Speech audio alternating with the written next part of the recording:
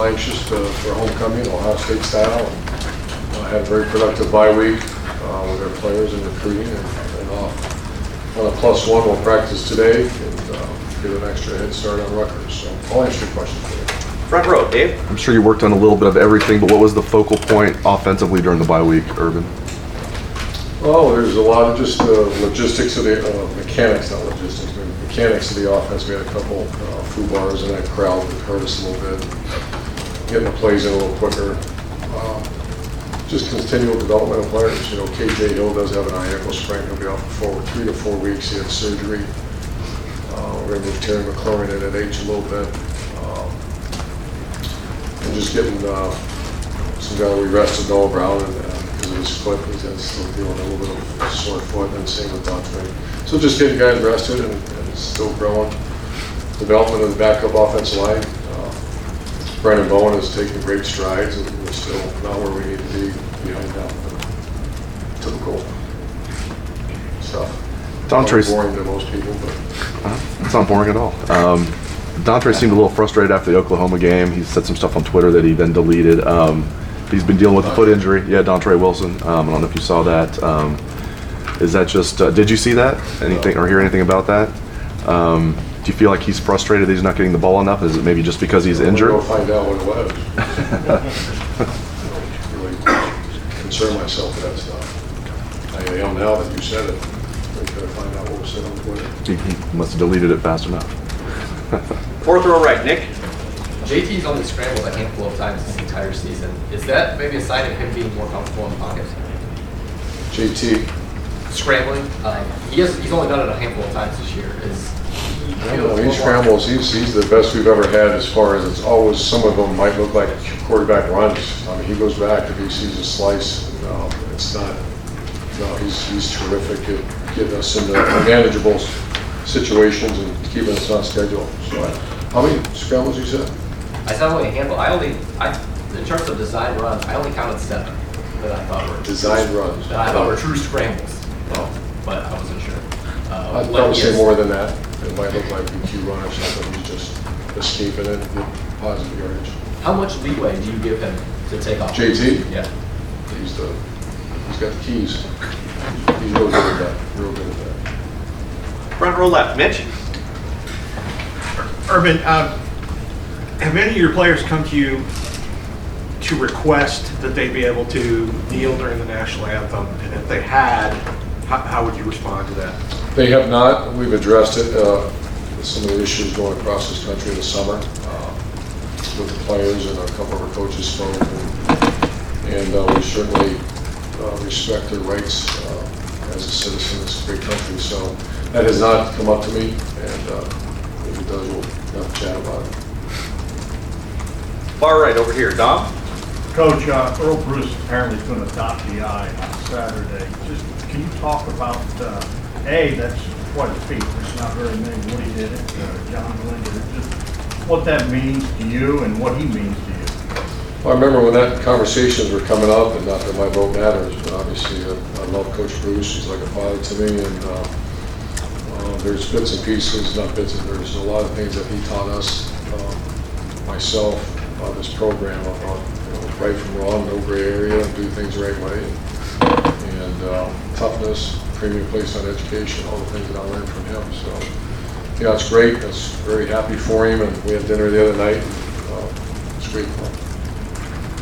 Far left, Lori. Coach, you do self-scouting to avoid tenancies. You try to remain balanced to avoid being predictable. When you face an opponent with such institutional knowledge of your program as you have, do you double down on those efforts, or throw up your hands and say, we're just going to focus on execution? No, we do things like signals. I'm just making sure that, just things that could, especially defensively, when the defensive signals. But offensively, we go so fast, and we do double down on this, not just because it's Chris and someone who knows our program very well, but that bye week, that's what you do. You kind of, where's the back, where's the tight end, are we motion enough, what's our tendencies, and that's something I'm doing myself a lot better than we did a year ago. I think Ed and Tim are doing a really good job with the other stuff, so I'm allowed to focus on things like that. I know this is the 8th time you've faced someone who was once a part of your staff, but has it ever been this much? The anytime you face like Coach Mullen or someone or Beckman, previous someone coach. yeah. But has there ever been one where there was so much carryover on the staff? I mean, half of their coaching staff had ties to OSU. Dan, when he went to Mississippi State, and John Hennessy, and our line coach, and some other people. Good point. They got a strength coach. You got all kinds of peoples. Offensive coordinator, running backs coach, defensive backs. I think, not to make light of it, that is very serious stuff, and we had that conversation this morning in great detail. We changed most of our defensive signals prior to this, and offensively, we're being very cautious. Also, special teams, my guy that helped me, Vince Crew, was there. He's on our staff, so we got to just be sharp. Front row right, Austin. Urban, is it possible that you have a Wally Pipp kind of situation with Jerome Baker coming in to take over that spot at linebacker? Oh, we're going to need them all. Jerome is probable now for this game, and we're going to need this is a long season, so I see Dontre getting involved immediately when he comes back. I guess not every situation would be the same, but in general, do you have a way you like to approach it? If a starter gets hurt, is it his job as soon as he comes back? Does he need to earn it? You get the benefit of the doubt, but you got to. Ohio State, there's a bunch of new players around here, so, but you certainly get the benefit of the doubt, but there's no rule. I've heard people say, well, you can't lose here. I'm not sure what that means. As long as there's good healthy competition of positions, that's what happens. And you referenced KJ. Are there any other injuries that kind of popped up during the bye week as you guys move forward? Not that, Justin Hilliard tore his bicep, his other one, which is, that's one of you shake your head like, how the hell did that happen? So he had surgery and he's out for several months. Second row middle, Ryan. Brooklyn is kind of a place that's not really regarded as a traditional football hotbed. So, when you're recruiting Curtis Samuel, how did you find him, and how do you evaluate a guy who maybe plays against competition that's not as good as some other places? I think years ago that would have been correct. I think it's much better than it's been. I put Brooklyn in some areas very good football. I know they're coached very well. And he was one that it wasn't hard to find him. He was one of the top 10, top 20 players in the country. And we're glad we got him. We recruited his teammate, Jocelyn went, and we're just looking at some other guys this year. So I think I've never recruited Brooklyn before in my life until that. And I think the football there is very much improved. Front row left, Doug. Urban, again, as Lori referenced, you've had so many assistants who have gone on to head coaching jobs. These days, whether it's somebody like Chris or who's done it, or someone on your current staff like Luke or somebody who might want to do it down the line, for any good assistant, and you were in the spot, what do you do? Is there any balance between being the best assistant you can be while also trying to position yourself to be a head coach down the line? Do those two things exactly match up? Is there any? I warn our guys that give us 2 good years and then we'll help you. I've also had people on our staff that maybe spent too much time, and I'll have the tap on their shoulder and say, quit worrying about it. And time, Barrett Bryan had a great quote. I can't even remember it verbatim, but it's actually in our coach's manual. And that's, if we do well, you'll receive your rewards. If we do poorly, you will not. So the best way to get a head coaching job is do the best job you possibly can. When someone calls and will recommend you to go, it's not because of agents, it's not because of you're on the phone, it's not because you're looking for it. And I've had to have a couple of chats because it does it. People start getting their phone blown up, and like players in the NFL, you're just going to manage it. And with the dismissal of Les Miles at LSU, that obviously you coached against, any coach, it's always interesting to me when a coach who has a national championship on his resume ends up getting fired at a place. Is anybody really, really safe anymore? Can you ever, you think, hey man, we have a trophy in the lobby that we won, I'm good to go, I'm retiring. But it's a crazy business, right? It's crazy, and it's getting crazier, and too much is given, much is expected. Television contracts, the college football playoff, and the intense fan and support that we have now. I mean, it's always been good. When I was at ESPN is when I really learned how good college football is. And it's pushing everything to be the best, so it's just part of the business, part of the game with all this great support and great rewards. It also comes with a lot of pressure. Front row, Bill. You've had, obviously, a very successful non-league part of the schedule. I'm assuming you're happy with the bye week. Where is this team heading into what will be 9 weeks of Big Ten play? How good do you feel? What are your concerns? I like our team. I like the fact that I haven't seen a lot of them yet because we really gave them 3 good days off. I'm hoping we have a high energy, up-tempo practice. You guys ready to go to work? We did very well last week. It was hard. The last one I made real hard. So it's so early right now. And you better worry about the next game, the next practice, the next game, and not worry about anything else. That's my concern is with all the added publicity, press conferences, and people are being told how good they are. That's not why I'm really worried about that. So just get a little practice. And what are your thoughts about Rutgers? Obviously, they lost probably their best player last week. 2 really good players. The defense end is a really good player, 22, and their punt return. I was already working on him last week. He's dynamic. Anytime the young guy gets hurt, you push to the best. They're both very good players. Second row left, Ari. Urban, you've recruited Cleveland and you probably know Ted Ginn Sr. very well.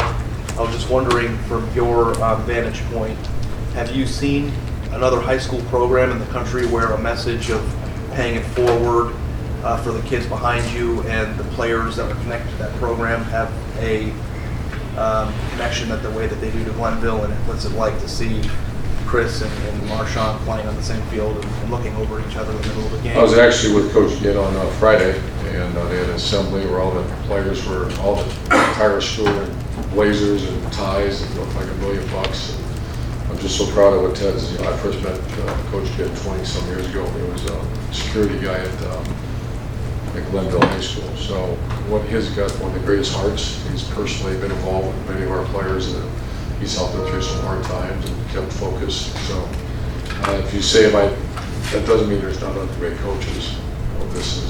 Can I list some other ones off the top of my head? I probably could. I'm not going to because I'll leave someone out. But one thing about the state of Ohio, the culture in this great state is always about paying forward. It's always about doing the right thing. I'm not saying everyone does it, but that's the culture of the state. And one other thing, have you ever offered a kid early, and you've gone over and over about how recruiting has kind of sped up the calendar and you have to do it earlier, but have you ever offered a scholarship to a kid that you wouldn't accept a commitment from in the beginning just to get further into the game early? Our coaches might have, just staying and getting a dance to get in the game.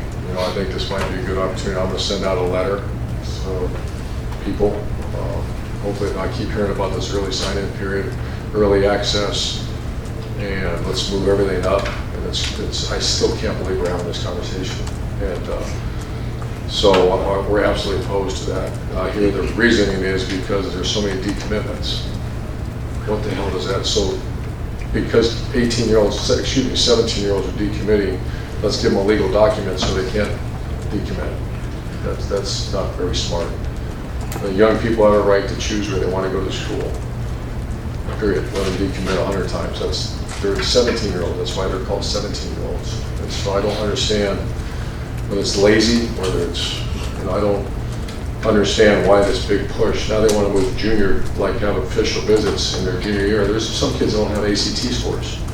Their bodies are gaining 12 pounds. So let's move it up. Why not move it up to their sophomore year? I mean, it's bizarre. You're going to see more transfers, more mistakes made in recruiting than ever. They keep pushing this thing up. And that kind of causes programs to do certain things that maybe they wouldn't want to do. You make too many mistakes in recruiting, someone else is probably standing up here. You're right. And same thing with the kid makes a mistake, where they just transfer. And that's why the transfers, there was some Ivy League study up that transfers have never been as high. Some study was done. That might have been other sports, but the further you move up recruiting, kids, my son's gained 20 pounds in the last 6 months. Bodies change in the game of football. I want as much time. I want to watch them play their senior year. I wish we'd move it back. And everybody's talking about moving that thing forward and having an early sign-in period in I heard July, early sign-in date. That means they're going to be visiting here some of them 16 years old, most of 17 years old without some of them ACT or SAT score. Doesn't make sense. And if I'm a high school coach, I'm not in favor of that at all either. Far right over here, Todd. Urban, a couple of years ago after the national championship game, you talked openly about just how much of a physical toll that took on all the teams that participated in the playoffs. You're just coming off your bye week now already, and now you get to go into a long stretch. How concerned are you about not just physical but mental grind, and how do you combat that not only for your players but also for your staff to make sure that you stay fresh when the games, are... That's a good question. I wish it was a little later, but once again, you can't. I say that, then people say, well, once the bye week, it doesn't really matter what the bye week is, but that is true what you just said. And I'm not worried so much about the staff. The grind on a player, and that's why you hope you develop enough depth to keep a nice rotation going, and I have to be smart about practice because we got 9 straight weeks coming up, and against Big Ten opponents, and a bunch of tough road games. So yeah, I'm kind of looking out in the future as well. That we're getting ready to hit the grind. Is there also a mental freshness you have to be aware of too? Not Sure. just physical? I mean, Absolutely. How do you deal with that as a group? Well, that's where a guy and I have enough support staff, Coach Marotti, his team, and then Ryan Stamper. I'm always asking him how our players doing and get a feel. I'm not worried about the ones that complain about everything. I'm worried about the real guys on our team. Because now throwing a classic course load in our high-end academic school, it is a wear and tear. So we have to be very careful with that. And final Great question. Final questions, Tim? Yeah, Urban, has there been any update or any clarification on what went on with Coach Schiano last week in the traffic accident? He did have an accident. Yeah. We were all aware. Gene was aware immediately. I think with the media too. I'm not sure I'm allowed to. He just wished the young person well. Yeah. The other thing, when you watch video now, what do you see about Rutgers specifically defensively? Do you see Chris Ash influence there as you watch it? Yes. And how does it show up? It's our defense. Yeah. Exactly. They do a very good job. Their defensive line was much improved. And the guys are bigger and stronger. They also stole one of our strength coaches, Kenny Park. And it looks like it is very good. They're up front. They played Iowa shoe to shoe the entire game. So very physical up front. And really schematically very similar to what Chris did when he was here. Very well coached. All right, Coach, thank you very much. Thank you. Yes, sir.